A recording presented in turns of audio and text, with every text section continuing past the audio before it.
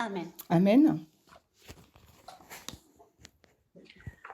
Okay, so if you've been watching my other presentations, Donc, si vous avez we've regardé done mes a couple already présentations, now. j'en ai déjà Leviticus fait the 2 seven times sur of les Leviticus 7 26, and we're temps, looking at Lévitique 26, et nous duration regardons à interpretation of that. l'interprétation So de that la means durée qui 2520. veut dire donc les Last 2520. La time I dernière presented, fois, which quand was j'ai about a month présenté, ago, il y a we cela un did mois William déjà, nous Miller's avons fait interpretation of the l'interprétation de 2520 and William had a look Miller at some of the different selon things ces that led to 2520, him et predicting nous avons 1843. So I'll vu just comment revise il that a quickly. prédit And then we'll get into today's 1843. Nous content. allons donc réviser cela aujourd'hui.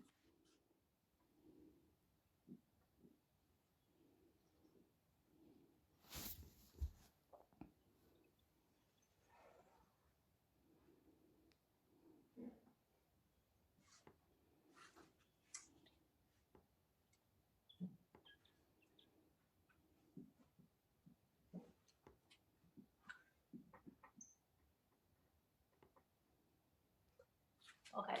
So Alors, William Miller, il a choisi de de commencer ses 2520 à l'année 677 avant Jésus-Christ. Alors, il prend la captivité de Manassé et commence cette période, et c'est ce qu'on a vu, les raisons la dernière fois. Donc, il a cette ligne des 2520, moins 677 qui se termine en 1843 pour lui. Donc, il a une période de 1260 là au milieu. Et là, il y a deux sections qu'il appelle le paganisme et qui les additionne à la période de 1260. Donc, 1 plus 2 plus 1260. Donc, il a de cette façon deux périodes de 1260. Et donc, les 2520, c'est juste une des 4 prophéties de temps différentes qu'il avait et qui conduisaient à 1843 et qu'il a mis sur la carte. Et que ces prophéties ont été mises sur la carte et on les prêchait et elles pouvaient être visibles parce qu'elles étaient sur la carte.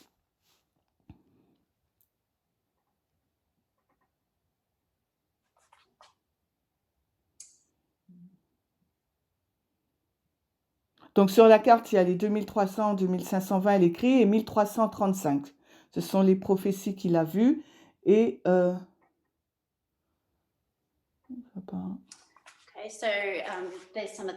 voici les différentes prophéties de temps qu'il voit. Je pense que c'est 508 aussi. Mais les 2520 en elles-mêmes sont basées sur les Lévitique 26, mais pas uniquement sur ça, mais c'est aussi basé sur d'autres choses qui l'ont conduit à comprendre les 2520. On parle de Miller. Donc, cela résume ce qu'on a vu la dernière fois. Donc, ça résume un peu le type et l'antitype. On a vu les 7 temps de Nebuchadnezzar. Et aussi, il y a d'autres choses qui lui a permis de comprendre et d'aboutir aux 2520. Donc, c'est là où il se tenait. Et c'est là où nous nous sommes arrêtés la dernière fois que j'ai présenté. Donc, maintenant, nous allons avancer aujourd'hui et j'aimerais parler de la controverse de ce sujet, de ces périodes de temps. Les 2520, donc ça a amené une controverse et ça a contribué au nombre des 143 qui se trouve dans la carte et on va... comme on a nommé une date, il a commencé à avoir des controverses. Et la partie principale de ma présentation va être sur l'article d'Ira Manson qui a écrit et comment lui, il voyait les 2520, la controverse, comment il l'a expliqué. Et c'est lui qui l'a créé en fin de compte. Et ça aboutit donc au rejet des 2520 en 1863. Donc,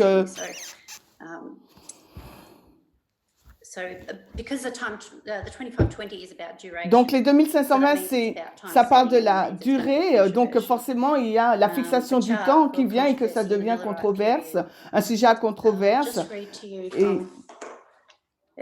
Alors on va lire à partir de premiers écrits.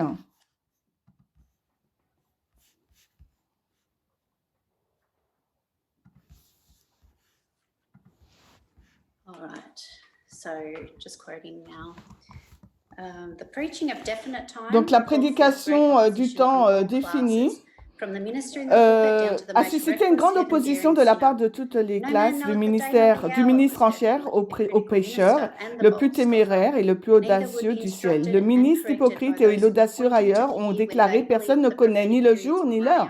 Ni l'un ni l'autre ne serait instruit et corrigé par ceux qui indiquaient l'année où ils croyaient que les périodes prophétiques allaient s'écouler. » Et de nombreux bergers du troupeau qui ont professé aimer Jésus ont dit qu'ils n'avaient aucune opposition à la prédication de la venue du Christ, mais ils s'opposaient à un temps défini. Ellen White, page 233.2. Maintenant, on va lire Life Sketches. On ne l'a pas en français.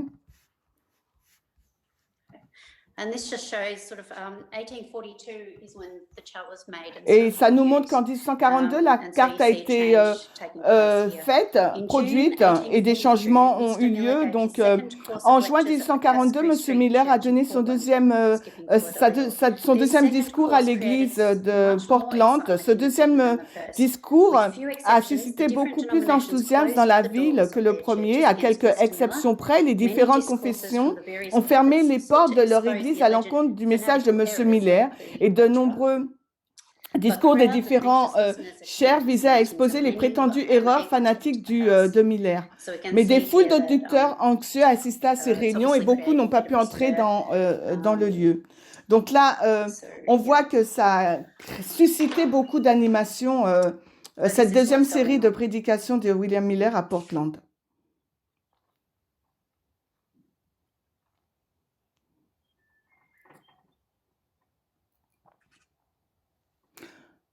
Donc, elle a écrit fixation du temps, là.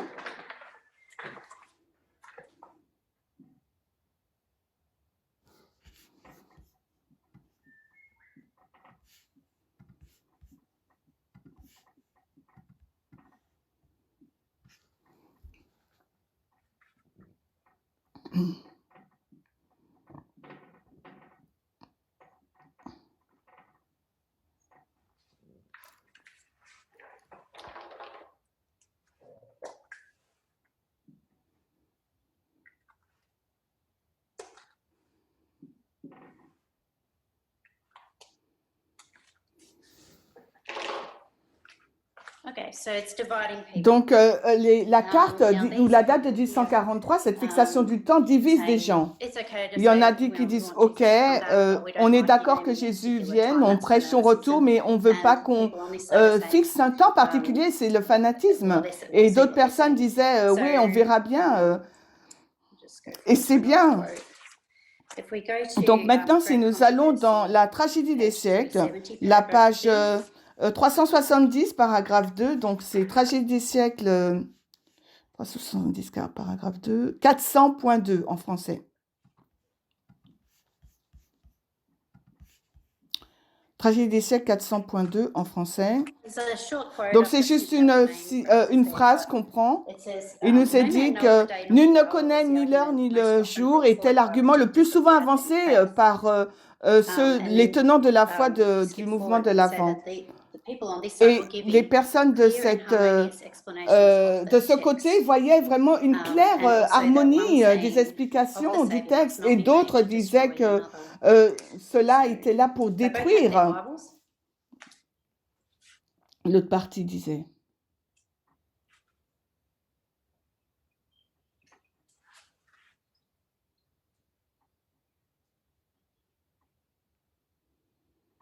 Disait qu'une parole du Seigneur ne pouvait pas être prise pour détruire une autre parole. Tragédie des siècles 400.2 en français. Une parole du Seigneur ne doit pas être prise pour en détruire une autre. Et l'autre partie disait qu'il y avait de l'harmonie dans les explications. Donc, alors, ce groupe-là, il pensait que ça donnait des explications du texte, et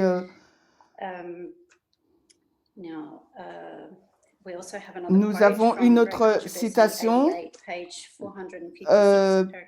456, paragraphe 2, tragédie des siècles, 456 en anglais.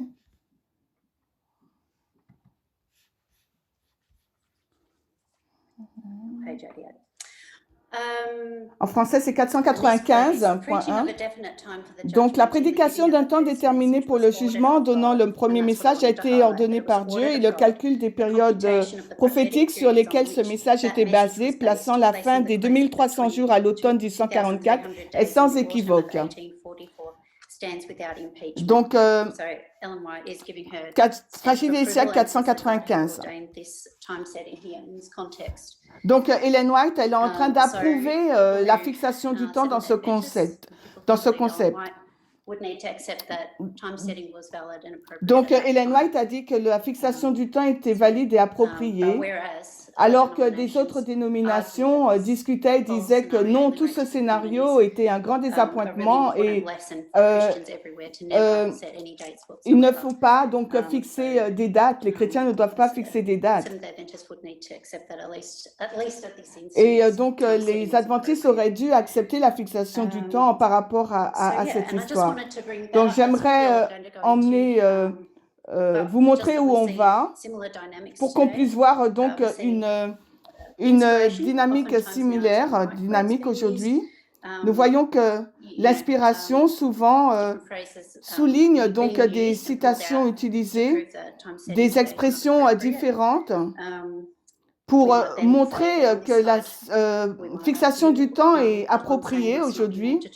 Et donc, de l'autre côté, il y a une autre catégorie qui va discuter et va dire on ne peut pas prendre un passage pour annuler un autre passage de l'Écriture. Donc, il nous faut vraiment approfondir l'inspiration et considérer le contexte et la signification et pour faire une application, mais aussi de prendre en considération les dispensations, afin que nous ne puissions pas prendre une citation pour en détruire une autre. Personne ne connaît l'heure ou le jour. Et donc là, c'est un argument utilisé aussi par Ellen White pour discuter contre la fixation du temps.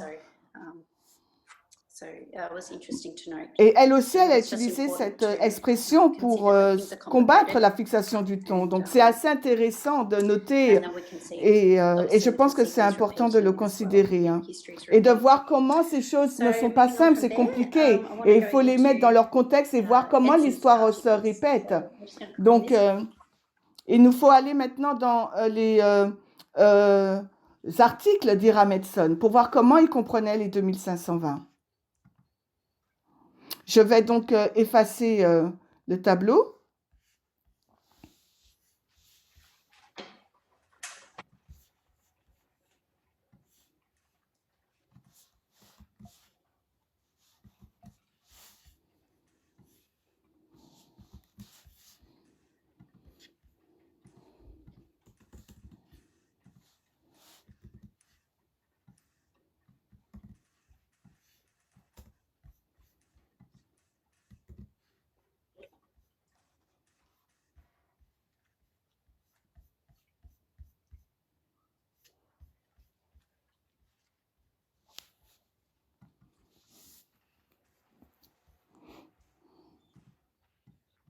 Okay, so I just wrote that up ahead of time to save us a little bit of time. Edson's articles, very, very interesting. I hope you enjoy this study. Donc, j'ai déjà écrit pour gagner du temps. Donc, c'est les articles d'Elston qui sont très intéressants et j'espère que vous allez aimer cette étude.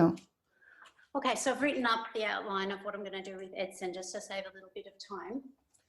I'm going to start off with, I've broken up his document. It's quite long.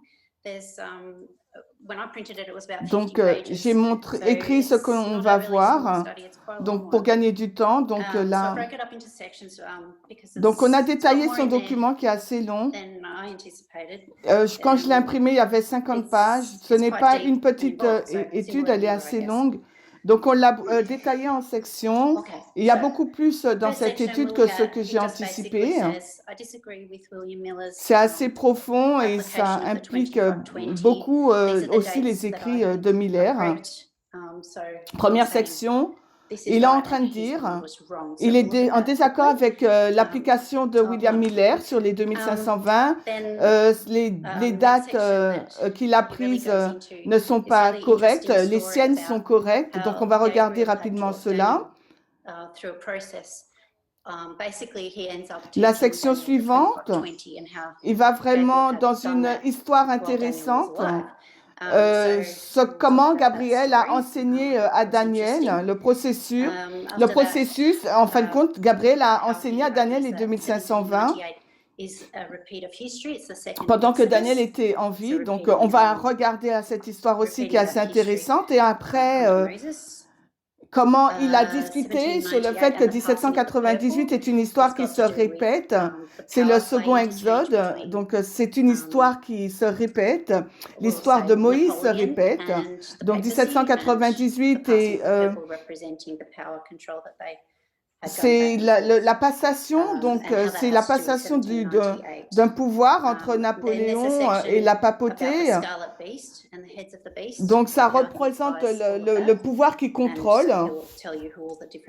Et comment cela a à voir avec 1798. Et ensuite, dans la troisième session, il parle de la bête écarlate et les têtes aussi. Et comment il va vous parler des différentes têtes, comment elles sont représentées. Et en résumé, et dans sa conclusion, donc, que 1798 est le commencement du rassemblement du peuple de Dieu. Et c'est là où nous irons, si nous avons le temps, j'espère. Premièrement, pour comprendre le contexte, quand cet article est paru, j'aimerais vous donc dessiner les lignes afin que nous pouvons les regarder. Et on va aussi les situer, on va, par rapport à ce que l'Ancien Test a présenté ce matin, et on va superposer à cela les articles donc, de Edson, Hiram Edson.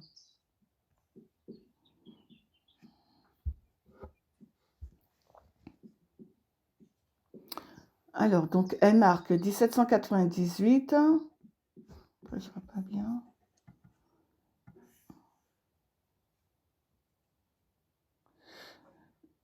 Alors, 1850, 1863, 61, 63. Je pense que c'est 1798, 1740.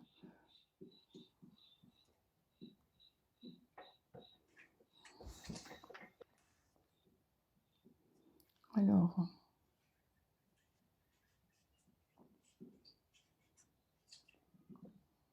Donc, 21 juillet 44, octobre, 22 octobre 44. All right, so these are the lines that we have been working with of late, the dates on there, and voilà. You'll see. Donc, elle montre les lignes fractales de l'histoire des Millérites. Donc, voici les lignes qu'on a alignées, on a mis des dates. Vous pouvez voir que l'histoire d'Epsom se trouve dans cette histoire-là, entre 1850 et 1861. Cette histoire sera entre la loi du dimanche et la FTG pour les Millérites. Et il y aurait donc un accroissement de la connaissance et un grand cri dans cette dispensation. Donc, je ne vais pas le situer exactement, mais il a écrit donc, cet article en 1856.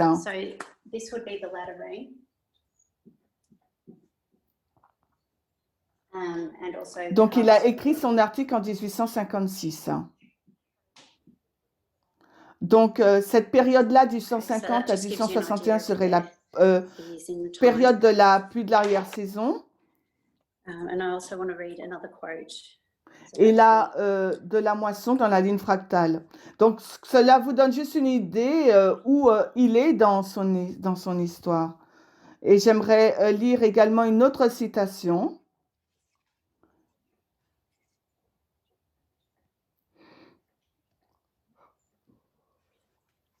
Okay, so Review and Herald, June 10, 1852, paragraph 2. Okay, many who profess to be looking for the speedy coming of Christ are becoming conformed to this world and seek more Donc, earnestly the applause of Revue those générale, around them le than 10 the juin approbation of God. 1852, They are cold and paragraphe formal, 2. like the nominal Donc, churches beaucoup from de which ceux they qui but a short time professent since attendent la separated. venue The words addressed to the rapide du Laodicean Christ, conformes à ce Laodicean monde, et church recherchent plus describe their sérieusement present les condition applaudissements de perfectly. ceux qui So I les just want entourent to que la mark that approbation de Dieu. Ils sont froids et Ella is formels, referring comme to les églises nominales those dont ils ne people se sont here pas as in a qui se sont Laodicean séparés state, que and depuis peu. she's Les writing mots this adressés in à l'église de 1852. Laodicée décrivent So we'll mark particulièrement that by leurs conditions 1856 actuelles. at J'aimerais least, juste they're in a marquer qu'Ellen Laodicean White fait condition. référence au peuple de Dieu ici, qui est déjà dans la condition laodicéenne, et elle écrit cela en 1852. Donc, je pense qu'en 1852, à moins, les dirigeants sont déjà dans la condition laodicéenne. In the church at the time. Now I'll just list some other interesting features of it. So he published in January and February. Ça nous donne le contexte pour savoir ce qui se passe dans l'Église à cette période en 1856. Donc, il y a d'autres faits assez intéressants. Donc, ça a été publié en janvier-février 1856. Il y a eu 7 articles d'Ira Medson. C'est une étude qui devait continuer. Il fallait attendre au prochain magazine pour avoir la suite. Mais en fin de compte, l'histoire ne s'est pas finie. Alors, l'œuvre de Miller est que sur 1844 et Edson, lui, c'est 1798. Parce que lui, il était concentré sur 1798 et dans son article, dans son introduction, il parle comment il était occupé. Il avait peu de dispositions pour écrire.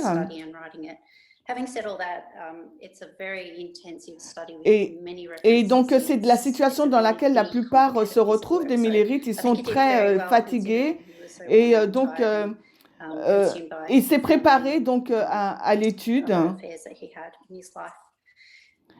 Et c'est vraiment un travail très très compliqué qu'il a fait. Son étude est très compliquée.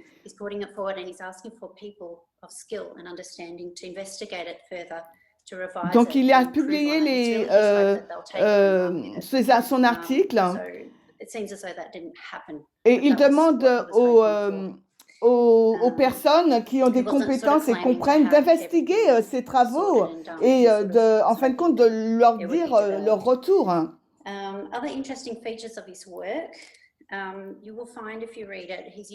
Donc, il ne prétendait pas avoir compris tout. Il savait qu'il y avait encore d'autres choses qu'il devrait développer. Un autre point assez intéressant, il a utilisé beaucoup la méthodologie de William Miller, la preuve par le texte, et le type et antitype. Il a utilisé le témoignage de deux témoins pour justifier sa position au moins sur deux occasions, en donnant deux témoins pour soutenir quelque chose. Il a utilisé la ligne de réforme qui était en prenant l'histoire alpha et en l'appliquant à l'histoire oméga. Il a identifié le nombre, celui qui compte merveilleusement dans la Bible et pour supporter, soutenir ce qu'il dit, et c'était une preuve pour lui, mais aussi il a utilisé ce que Paul disait, Daniel 11:40. Il a interprété aussi ce verset comme étant la papauté, non pas Napoléon. Il a fait référence au perpétuel. Il est clair par rapport au paganisme et au pays glorieux qui est les États-Unis, qui sont les États-Unis. Donc, il a interprété aussi l'erreur qui se trouve sur la carte de 1843 mais aussi la période des 46 ans de 1798 à 1844. Il a répété que cette période-là, c'est 45 ans et non pas 46. Donc, on va regarder un peu à cela. Mais ça, c'était un point aussi intéressant. Donc, c'était juste pour vous introduire cette partie. Et je peux donc lister où il prend les dates.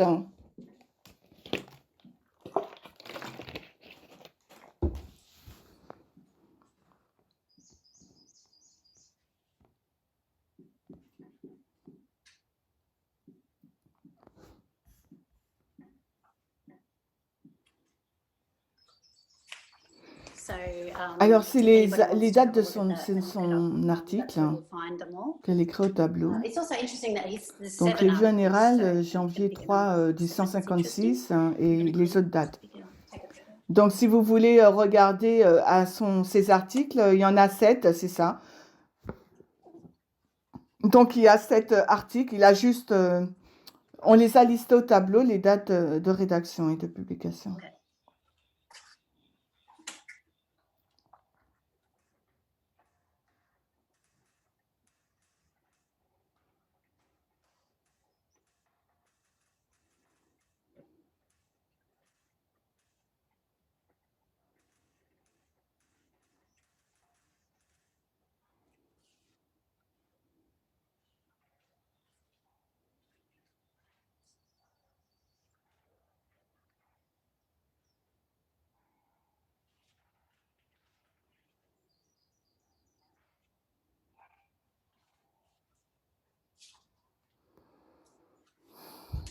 Okay, so the first section, the first section that we're going to look at is this one here. And really, you would just sum it up with saying maybe. Donc la première section. Miller was wrong. I have a better answer. La première section qu'on va regarder est celle du haut, là, les dates. Et on va résumer vraiment, hein, on va regarder. En fin de compte, basiquement, il est en train de dire Miller avait tort et que lui, il avait une meilleure réponse que celle de Miller et il va regarder au verset Ésaïe 11, 11. Donc, on va regarder Ésaïe 11, 11. C'est ce verset qu'il a pris. Et il arrivera en ce jour-là que le Seigneur mettra encore sa main une seconde fois pour reprendre le reste de son peuple qui aura été laissé de la Syrie et de l'Égypte. Donc Dieu va mettre encore sa main une deuxième fois. Donc ça veut dire que là, il y a une deuxième fois. S'il y a une deuxième fois, il y a une première fois. Donc il y a une première fois. Il va dire première fois, Dieu a étendu sa main pour délivrer son peuple d'Égypte. Et là maintenant, il délivre de la période de 1798. Et c'est comme ça qu'il arrive à 2520. Donc, Ésaïe 11, 11, Dieu étend sa main une seconde fois pour faire sortir son peuple. Première fois d'Égypte et là, de la période de 1798.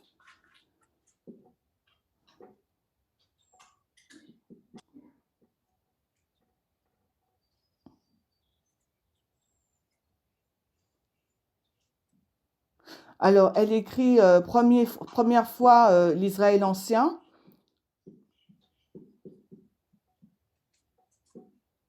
Donc, la main de Dieu.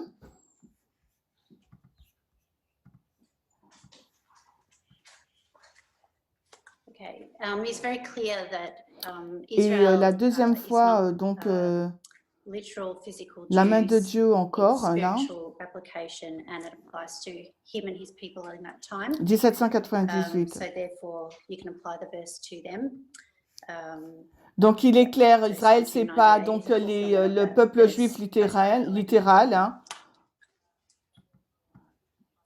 On peut appliquer le verset là au peuple de Dieu, donc 1798 et l'accomplissement de ce verset d'Ésaïe 11, 11 selon Ira Mitson.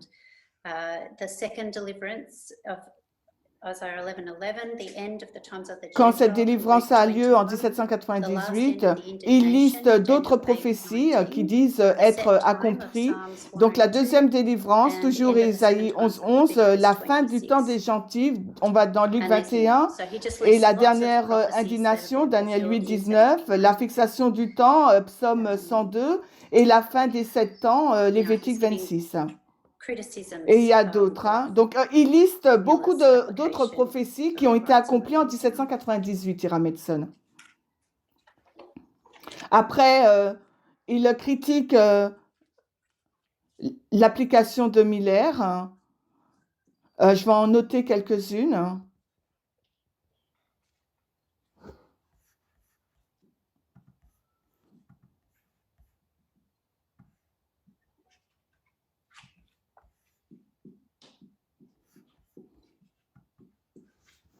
Alors, les critiques d'Ira Metson à l'encontre de l'application de William Miller. Alors, délivrance. 1844, Miller il dit, et lui dit 1798.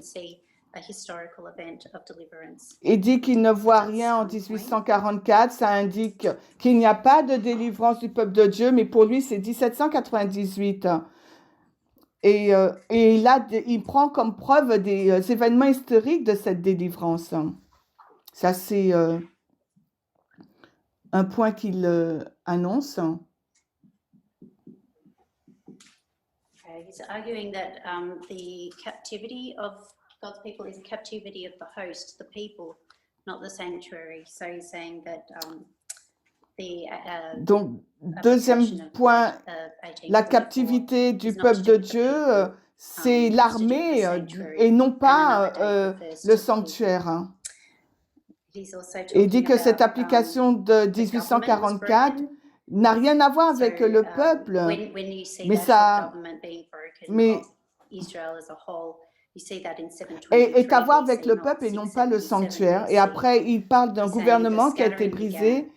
Donc, quand il voit donc ce gouvernement qui a été brisé d'Israël, il le voit en 723 et non pas en 677 avant Jésus-Christ. Donc, c'est à ce moment-là pour lui que en l'an 723 avant Jésus-Christ que la dispersion commence et non pas en 677.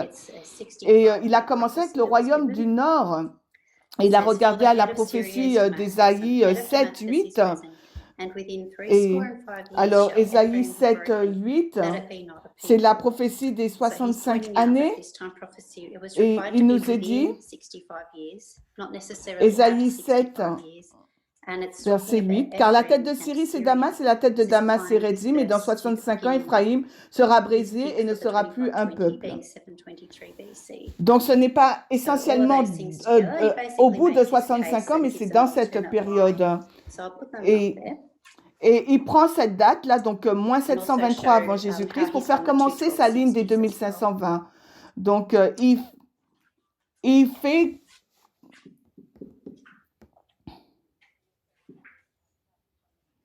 Et il montre comment il découpe les deux périodes de 1260 à partir de cette date.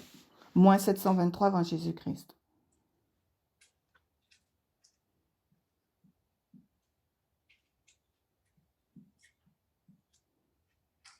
Alors, il fait partir la ligne des 2520 de moins 723 qui se termine en 1798 et il montre les deux périodes de 1260, une qui se termine en 538, on voit les deux périodes. Moins 723 à 538, 538 à 1798, deux périodes de 1260 années. Ça, c'est la vision de Edson et celle de Miller. On avait vu qu'il commence le paganisme, au milieu la Rome papale et après le paganisme encore.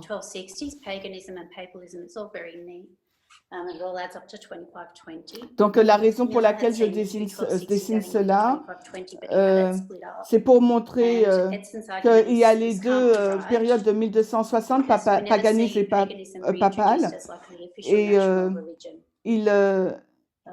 mais Miller ne les fait pas être des périodes consécutives, il les sépare. Il n'a jamais vu le paganisme être réintroduit comme la religion nationale et officielle après le Moyen-Âge. Il ne l'a jamais vu, donc c'est un de ses arguments pour lui, pour dire que la vision de Miller est fausse. Et en fin de compte, ce qu'il est en train de dire, c'est que moi j'ai raison et Miller a tort. Donc c'est de cette façon qu'il interprète. Et on va parler maintenant de l'erreur sur la carte, comment il voit cela.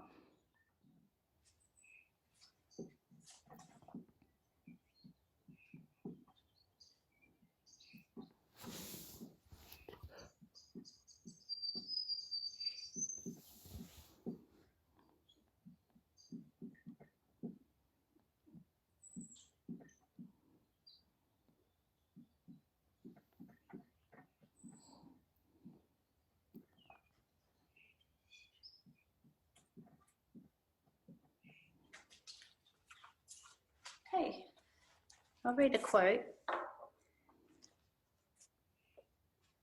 Okay, so this is from his articles. It says, The Advent chart of 1843 without doubt was arranged in Donc, je the order vais of lire God's une counsel. citation. For perfection of knowledge and understanding, all parts of the inspired volume had not then been Ça fait attained. partie de son Knowledge is article. still increasing. La carte de It's evident that God saw fit to 1843, sans suffer doute, a a été mistake and arrangée some of the selon figures l'ordre du from Conseil the du Dieu, 43 mais la chart. perfection But de for la wise connaissance dans purposes, la keep that compréhension mistake until the de proper toutes les time parties du arrived volume for that inspiré n'avait mistake pas to be encore été developed. atteinte à He's going l'époque. to La argue that connaissance continue de now, s'accroître. in Il est évident que Dieu a jugé 1856 is bon when that de mistake commettre is une going erreur to dans be certaines des revealed. figures de la He's going carte to argue de that it's not 1843, 1843 mais that's the dans un mistake, but de it's sagesse, il a caché cette erreur 677 BC jusqu'à ce that's que the le moment mistake. soit venu He's de not la saying there's two développer. Donc, mistakes. il He's dit saying que c'est en 1843 is correct, 1856 que but cette 677 BC erreur is doit wrong. être révélée. Et ce n'était He pas gives a tick l'erreur of de approval to everything else. 1843, mais l'erreur, c'est 677 avant Jésus-Christ. Il dit qu'il n'y a pas deux erreurs. Il dit que 1843 est juste, mais l'erreur, c'est 677 avant And that's Jésus-Christ. wrong. And Edson's here to Donc, il dit tout basically cela, c'est make bon, that c'est known, bon, and that this is the c'est increase of correct. knowledge, because he says knowledge is still increasing. So that's Mais how ça, he c'est sees the faux. mistake in some of the figures. Now, how can he justify Et il dit que pour lui, 1843 ça, and no il wonder? fallait que ça soit su et que Okay, so c'était I'll just have l'accroissement de la I'll just connaissance. draw it up Et c'est parce que to c'est de cette illustrate façon how qu'il he's voyait saying it's l'erreur wrong. de certaines des erreurs. Et comment il peut justifier 1843? Je me pose la question. Donc, je vais juste le dessiner. Je vais illustrer ce que Hiram Edson pense être correct.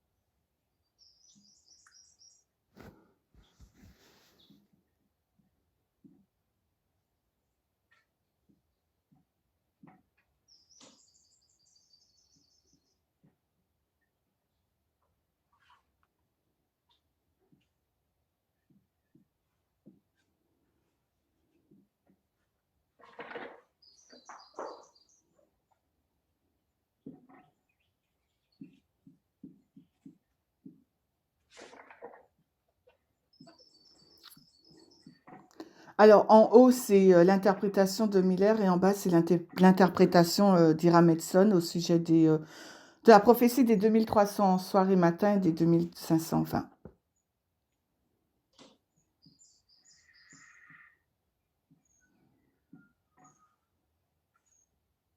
Donc,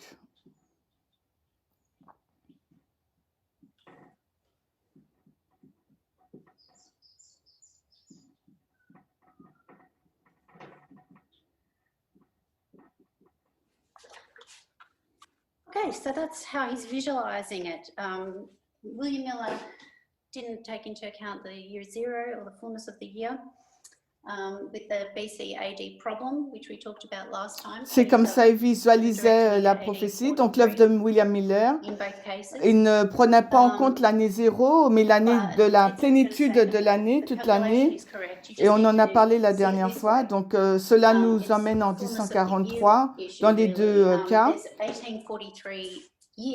Mais Edson, lui, va dire, le calcul est correct, il faut juste le voir de cette façon-là.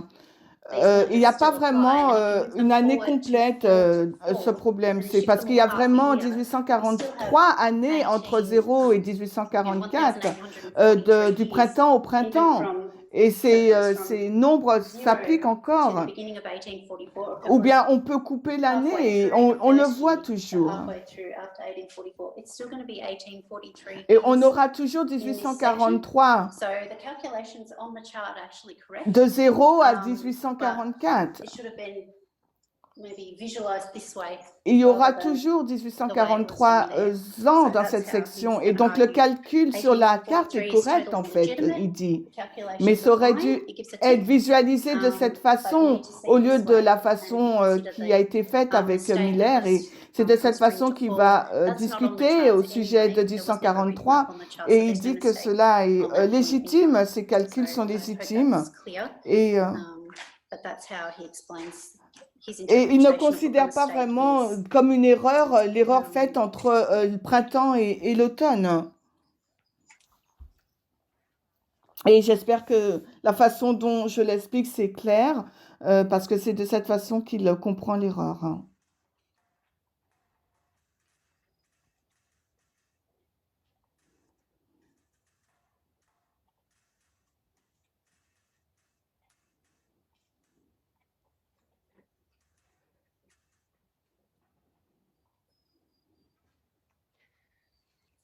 Okay, now I'm going to try to address the 45 years, 46 years issue. It's tricky, but I've got a few ways of maybe thinking about it. Maintenant, je vais essayer d'aborder les 45 années, 46 années. C'est assez difficile, mais j'ai quelques façons. J'ai pensé à plusieurs façons de l'expliquer. Donc, une action. Une façon, donc, c'est de voir simplement qu'une simple erreur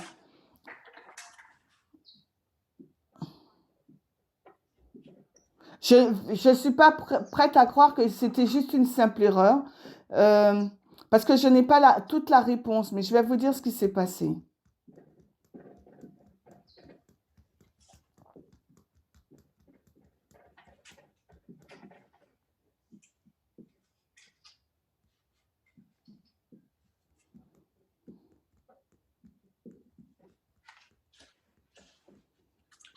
So that's how we calculate it. You just find the difference between the years. It's 46 years from 1798 to 1844. I have some clues to why he's saying it's 45 years. One is that donc voilà comment on a calculé 1844 moins 1798, on arrive à 46 années. Et j'ai quelques idées pour la raison pour laquelle il dit que c'est 45 ans, et la façon dont il prend il fait ce calcul, c'est en prenant 1335 et de l'enlever 1290 de 1335.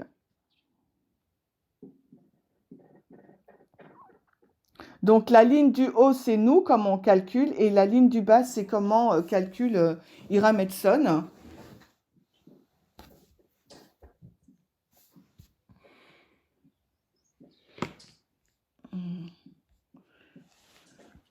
Donc, on va aligner les deux prophéties, 1335 et 1290. Alors, 1290 finit en 1798 et 1335 finit en 1843 et commence en 508. En 508. Il n'y a pas d'année zéro dans ces deux calculs. Et là, on trouve 45. Il parle donc des 1335, cette prophétie qui se termine à la même année que celle des 2300 soirées matin. Mais nous, on dit 1844. Donc, la façon, cette différence est liée sur les calendriers, comment on le calcule, comment on l'explique. Mais il dit que 1335 moins 1290, c'est 45. Mais il parle aussi de 1844 qui dit que c'est la fin de la prophétie des 45. Donc, il dit bien aussi 1798 à 1844, c'est 45 ans.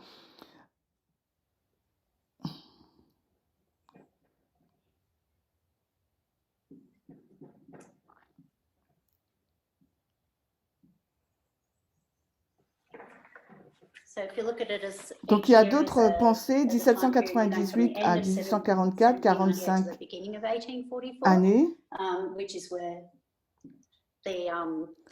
Si vous le regardez à chaque année comme étant une période de temps, on prend à la fin de 1798 au début de 1844 et c'est là qu'on a les 45 années. Mais si vous prenez la fin de 1798 jusqu'à 1844, mais on voit la montée de Napoléon aussi. Et si on regarde une période de 2 ans, et je pense que c'est quelque chose de bien si nous regardons à cela.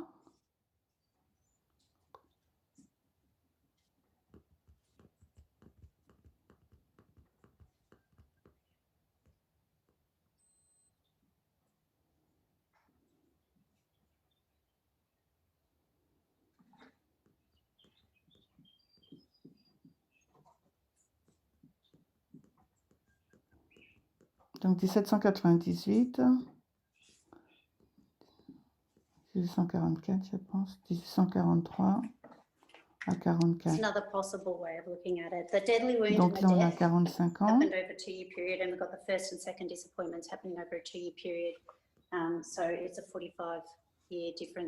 C'est une autre façon. Donc, il y a la blessure mortelle et la mort, et après, donc, le premier et deuxième désappointement, et cela se passe dans une période de 45 années. Donc, c'est une façon d'expliquer, mais je ne suis pas sûre. Mais vous savez que le nombre 45 et 46 sont des nombres prophétiques.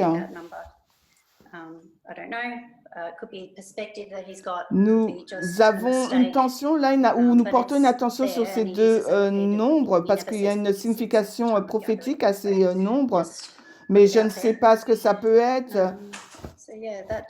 Ça peut être une erreur aussi. Peut-être que c'est quelque chose qui est répété, en tout cas, il ne l'explique pas. Mais le chiffre 46 est là comme étant le temps du rassemblement. Donc ça, c'est le premier point. Alors, est-ce que des personnes ont des questions par rapport à ce qu'on a fait? Vous les mettez directement dans la conversation. Eh ben, à ce moment-là, c'est bien et on continue.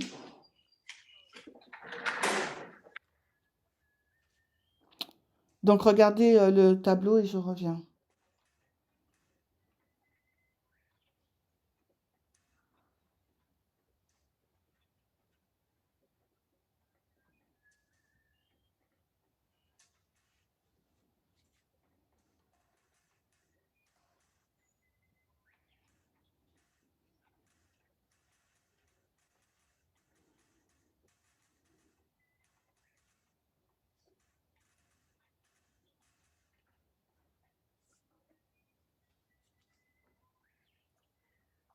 Okay, so we've got half an hour or so to go, and we're just finished point 1. So looks like I won't be doing this for a little while yet, which is fine. Yeah, we'll just keep going until we get through it all. On a encore 30 minutes. On vient de finir le point numéro 1.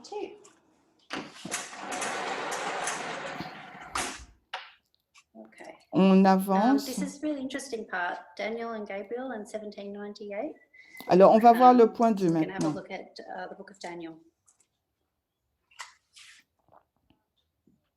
C'est une partie très importante et intéressante. Daniel et Gabriel en 1798, on va regarder donc au livre de Daniel.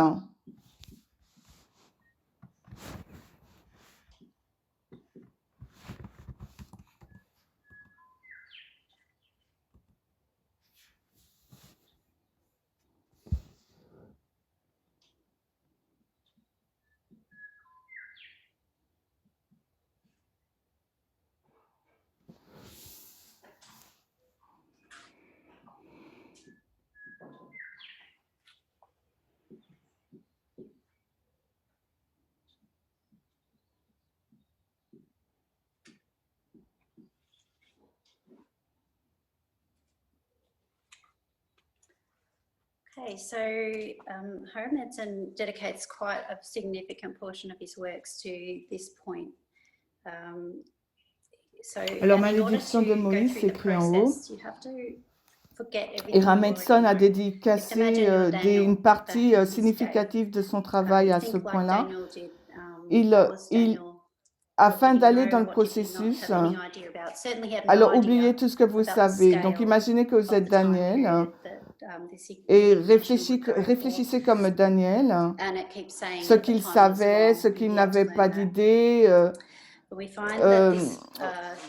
pas au sujet de la période de temps. Et il n'arrêtait pas de dire que le temps est long. Et on a trouvé que cela va expliquer pourquoi Daniel, il a été renversé quand on lui a dit la réponse qu'il fallait qu'il attende. Et je pense que pour lui, c'était une mauvaise nouvelle à ce stade. Et c'était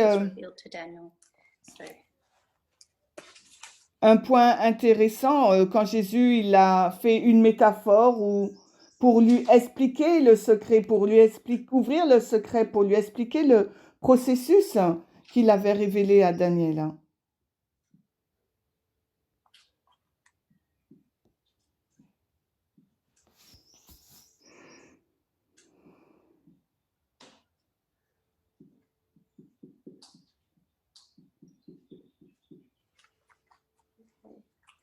So Daniel is going to reveal the secret to Daniel.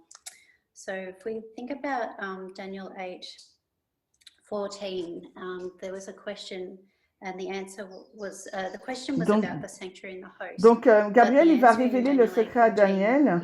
Alors, si nous allons dans Daniel 8:14, et puis il y a la question là. La question portait sur le sanctuaire et l'armée et la réponse. Edson, il dit donc, on donne la réponse à Daniel sur le sanctuaire, mais alors que l'intention de Gabriel était de lui enseigner sur l'armée. Donc, il pose la question jusqu'à quand? Le secret, en fait, ici, porte sur jusqu'à quand l'armée. Ça porte sur l'armée. Et ensuite, il pointe Daniel 9:11. Il dit, c'est la prière de Daniel.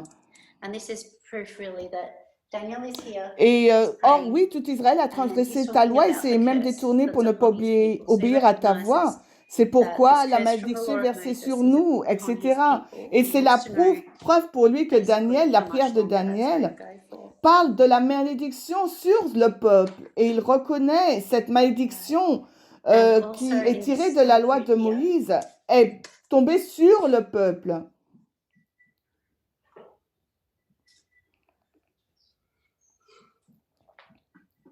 Et dans cette période de temps-là, read that. Hopefully you can read that. It's a bit small.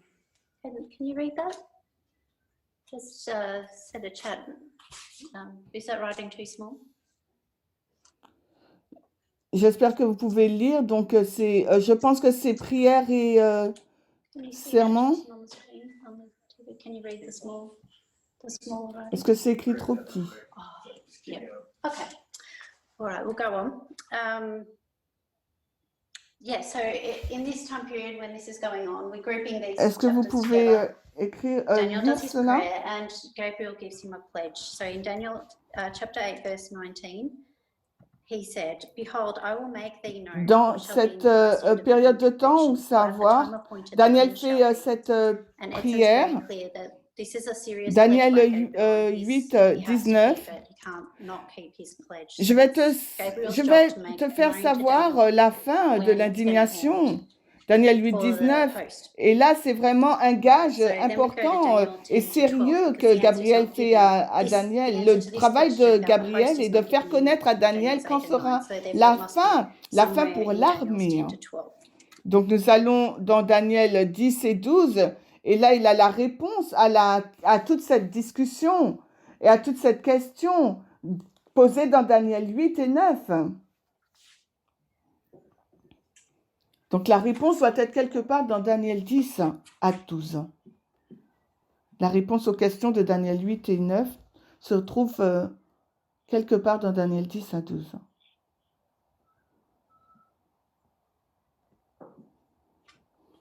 Somewhere in Daniel 10 to 12, we're going to get the key, or Daniel will get the key. But this is 4 years later, and in verse 1 it says,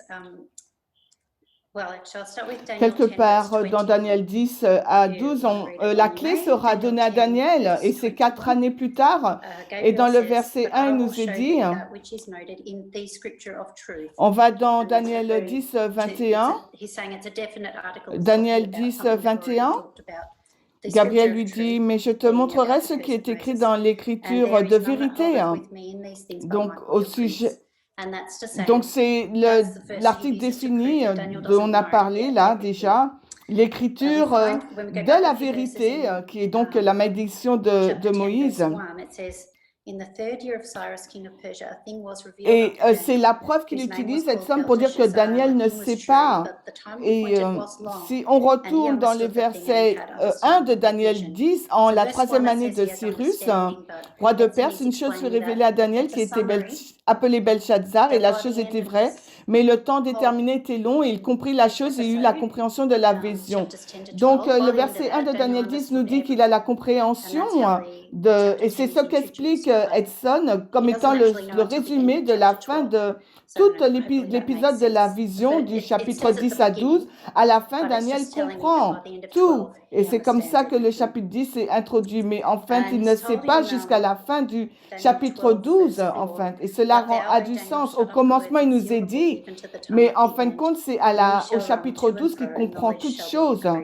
Et il nous est dit dans Daniel 12, au verset 4, Daniel ferme les paroles de ce livre et scelle le livre, et jusqu'au temps de la fin, et beaucoup courront ça et là, et la connaissance sera augmentée. Donc à la fin, Daniel découvre le secret au sujet de l'armée, et jusqu'à quand l'indignation aura lieu, mais on lui demande de sceller cette chose parce qu'il doit le garder secret. Et donc c'est l'argumentation d'Edson. Voici l'argumentation d'Edson. Donc il prouve ces faits que Daniel savait, donc dans Daniel 10, 14, et il sait que Gabriel lui a fait savoir ces choses sur la vision qui allait durer. Donc, au verset 14 de Daniel 10, Gabriel essaye encore de faire comprendre à Daniel cette vision qu'il ne comprend pas. Et après le chapitre 10, c'est juste une introduction pour cette section. Et à la fin du chapitre 10, nous avons l'information qu'il a la clé et après il est introduit dans le chapitre 11 et 12. Et dans le chapitre 11 et 2, Gabriel, là encore, il lui montre la vérité et comment il va donner à Daniel la clé. Et c'est de cette façon-là que moi je le visualise et ça m'aide à comprendre en ayant ce symbole de la clé. Et c'est comme s'il lui a donné, donc oui, voilà. Et c'est comme si Daniel, il comprend à la fin donc toute la clé. Et c'est comme si donc il a coupé la clé en deux et à la fin, il a toute la vision de la clé. Il comprend quoi. Il a la clé pour comprendre.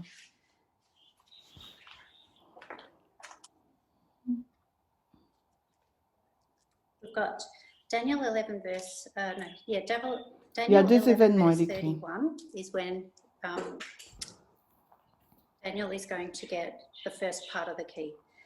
Donc, nous avons Daniel 11, le verset 31. Alors, Daniel 11, 31. C'est là que Daniel aura la première partie du clé. Et des forces se lèveront de son côté et profaneront le sanctuaire de la forteresse et ôteront le journalier et mettront l'abomination qui cause la dévastation. Donc, Dieu a placé l'abomination qui cause la désolation. C'est le premier événement.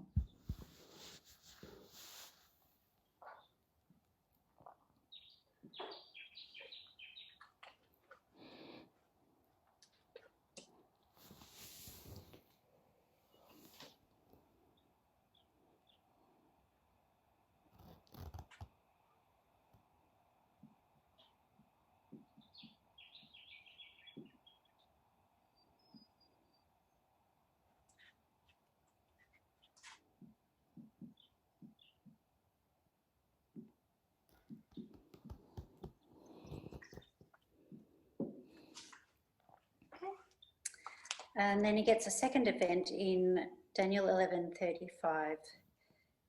And some of them of understanding shall fall to try them, and to purge, and to make them white, even to the time of the L'abomination de la désolation, elle écrit. Donc après, il y a Daniel 11, 35. Et quelques-uns de ces plus intelligents tomberont, afin qu'ils soient éprouvés et purgés, qu'ils soient blanchis, à savoir jusqu'au temps de la fin, car cela est encore pour un temps déterminé. Donc, ils vont prendre cet événement-là.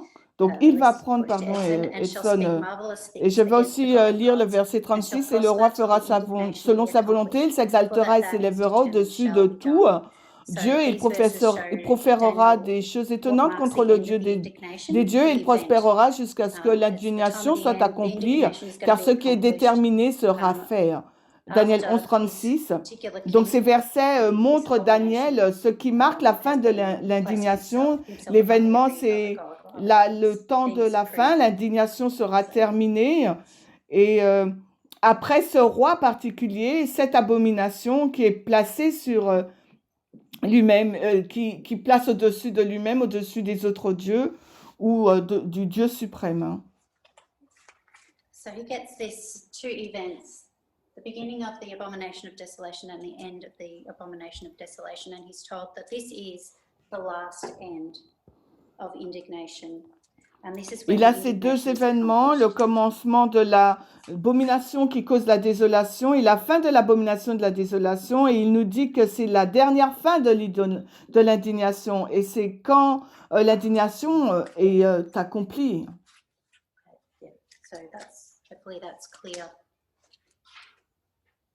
Alors la dernière fin, elle écrit, de l'indignation, il faut comprendre. So he's given him two events. But Daniel still doesn't understand. Donc j'espère que c'est clair. We find in Daniel 11, it's full of events, and Daniel 12 is full of times. Donc on lui donne deux événements, mais Daniel ne comprend toujours pas. Jusqu'à quand? Nous trouvons donc Daniel 11 beaucoup d'événements et Daniel 12 parle de temps. Donc là, il y a des événements plus le temps. Donc Daniel, on lui donne des événements principaux et ensuite on va lui donner également le temps. Et ça, c'est l'autre partie de la clé. So that's what remains for Daniel. Okay, so in Daniel 12, we see the question, how long? In verse 6, and one said to the man clothed in linen, which was upon the waters of the river, et c'est ce qui reste pour Daniel. To the end of these wonders. Daniel 12, on voit encore la question jusqu'à quand, au verset 6, et un dit à l'homme vêtu de lin qui est au-dessus des eaux du fleuve, quand sera la fin de ces prodiges? Et au verset 7, et la réponse est donnée, et j'ai entendu l'homme vêtu de lin qui est au-dessus des eaux du fleuve, lequel leva sa main droite et sa main gauche vers le ciel, il jura par celui qui vit pour toujours et que ce sera pour un temps, des temps et la moitié d'un temps. Et quand il aura achevé de disperser la puissance du saint peuple, toutes ces choses seront terminées. Donc, toutes ces choses seront finies. Donc, il est en train de souligner donc la fin de la dispersion, parce que le mot dispersion là est d'un temps, des temps et la moitié d'un temps.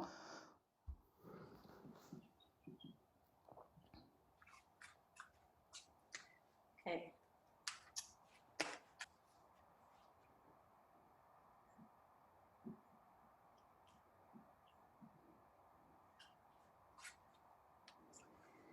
But Edson's going to say it's not enough for him to know 3.5 times because he doesn't know the manner of time. He doesn't know what manner of times, what does times mean.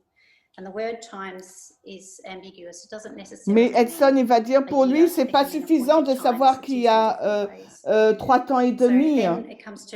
Mais qu'est-ce que ça veut dire temps pour lui? Donc le mot temps est ambigu et ça ne veut pas simplement dire une année, ça peut être aussi des temps. On peut l'utiliser de différentes façons. Donc on arrive vraiment à la poser de tout. Et là, c'est vraiment dans Daniel 8. Daniel va dire jusqu'à quand, mais c'est quoi? Et jusqu'à ce qu'ils comprennent. Et il demande de l'aide pour qu'on comprenne. Et dans Daniel 12, 8, il dit, moi j'ai entendu, mais je ne compris pas. Et je dis, oh Seigneur, quelle sera l'issue de ces choses? Et Edson va expliquer que quelle sera la fin de ces choses? Jusqu'à quand? Parce que là, ça veut dire, en fin de compte, jusqu'à quand il dit qu'elle sera. Donc, il prouve que ces points-là, premièrement, il va utiliser 1 Pierre 1, 10 à 11. Ces versets prouvent pour lui que cette citation veut dire jusqu'à quand.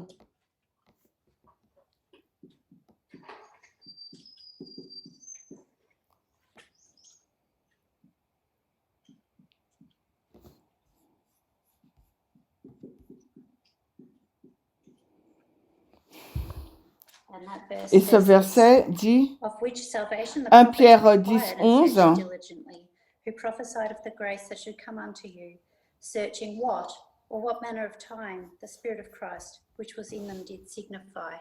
So you see there that what or what manner of time is given there. Il voit que cette façon, ce temps est donné là comme une preuve du test. Donc Daniel, il pose toujours la question. Là, dans Daniel 12, 9, il doit garder le secret jusqu'au temps de la fin. Daniel 12, 10, il dit, les sages comprendront. Et la dernière partie du puzzle, c'est au verset 11. Il y a donc le deuxième élément de la clé. Donc, c'est la prophétie des 1290 jours. Et depuis le temps où sera ôté le journalier, où l'abomination qui désole sera en place, il y aura 1290 jours. Daniel 12, 11.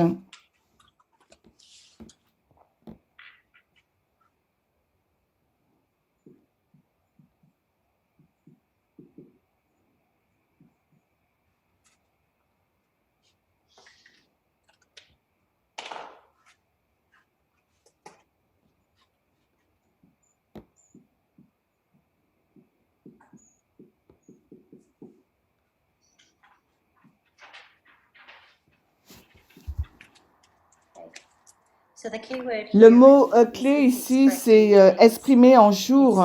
Il lit les premiers événements au temps. Donc ce même verset nous dit aussi que quand est-ce que l'abomination est mise en place, et le lit à cette date jusqu'à la fin. Et ça nous dit que c'est une période de 1290 jours. Et je pense que le mot jour ici est la clé permettant à Daniel de savoir. Et à ce point, Edson, il va dire, ça a vraiment cliqué dans l'esprit de Daniel là, pour réaliser qu'il devait utiliser un jour pour un an. Et il savait que donc combien de jours il y avait dans un mois. Il savait comment calculer cette période. Donc, cet événement est devenu une période de temps parce qu'il va changer 3 temps et demi en 1260 années.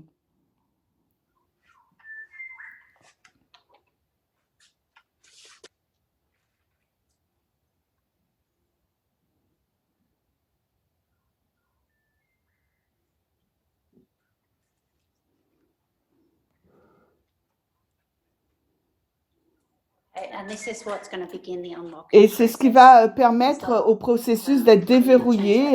Et on va changer cela maintenant en... Bon, je ne veux pas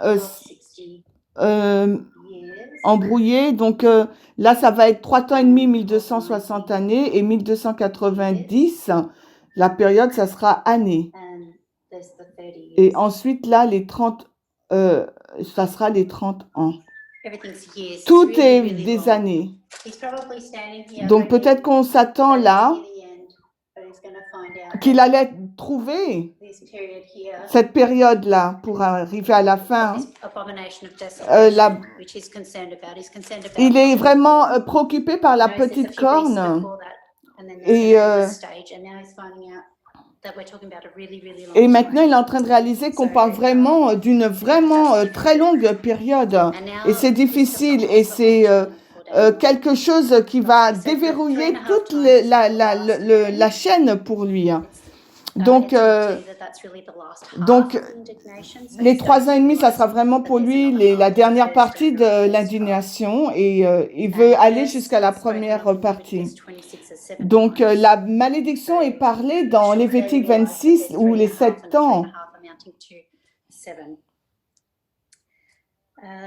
Okay, so I might just draw up.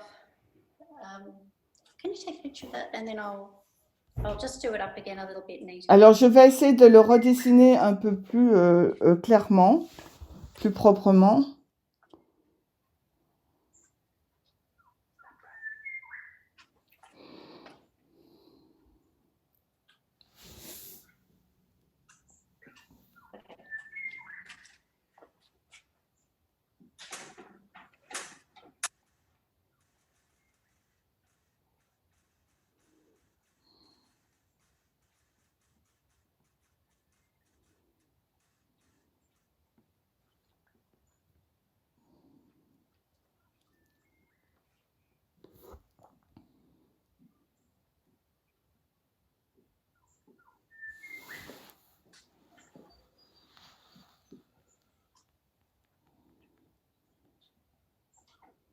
Donc, ça commence en moins 723.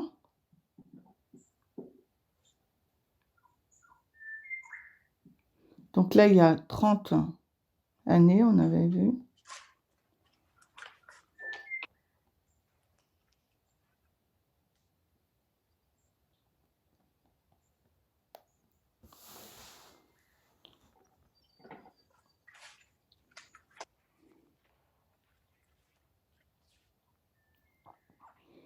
Donc, les 3 temps et demi. Les 7 ans, à partir de 723 avant Jésus-Christ. Je voulais le dessiner dans une plus grande échelle pour réaliser. Il a réalisé que les 3 temps et demi, c'était la dernière fin de l'indignation. Et au début, c'était la première indignation, le début. Et Daniel se tient peut-être là, quelque part. Il est vraiment au début là de cette période et il voit que la fin est vraiment très très éloignée.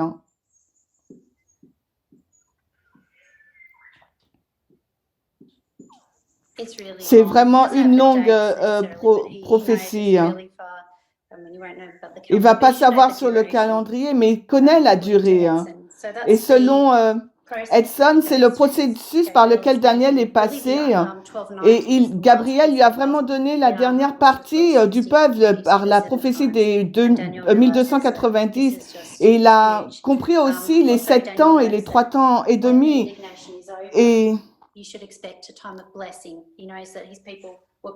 il savait que le peuple de Dieu, une bénédiction lui avait été promise à la fin de cette indignation. Et cela a confirmé quand il a lu la prophétie des 1335 qu'il y avait une bénédiction pour ceux qui arrivaient jusqu'à cette période. Donc, Edson, il explique que quand il a eu la clé de la prochaine prophétique, eh ben, toutes les dates ont été harmonisées et cela lui a permis de voir la fin et de voir aussi les 1290 qui amenaient à 1780. Il a vu aussi les 1798, ensuite il a pu voir aussi 1844, il a vu aussi la prophétie des 2300. Qui le ramenait à 457 avant Jésus-Christ. Donc, il a vu aussi la prophétie des 490 et de l'an 34. Donc, il a vu que tout était ensemble.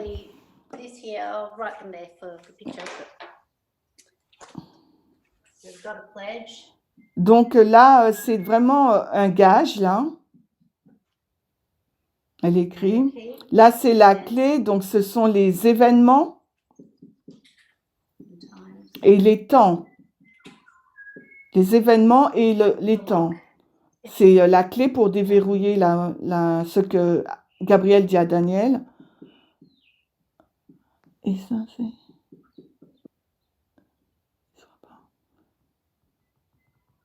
Ah,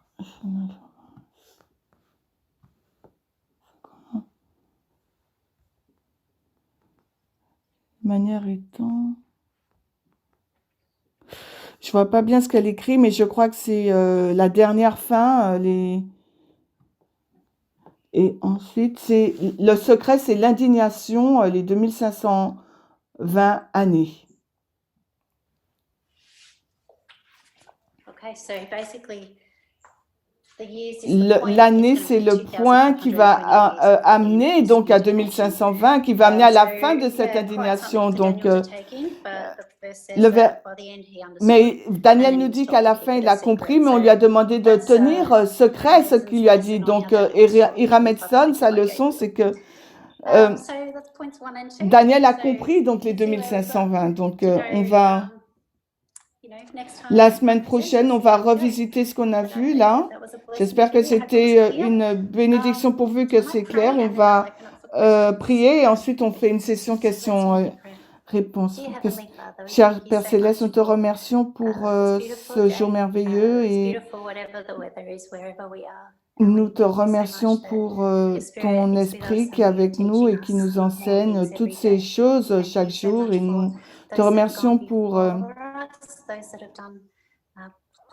ceux qui sont venus avant nous, qui ont étudié ce matériel et nous l'ont donné afin que nous puissions le réétudier. Merci pour chacun d'entre nous, pour cette communauté. Et c'est une bénédiction de faire partie de ce mouvement pour qu'il nous donne de la lumière, de la clarté. Je te prie d'être avec les leaders et de nous aider à être fidèles, de suivre la lumière et la vérité et d'être fidèles et que nous puissions garder cette nourriture que tu souhaites nous donner. Et nous prions que tu puisses accepter notre adoration aujourd'hui. Nous te prions dans le nom de Jésus. Amen.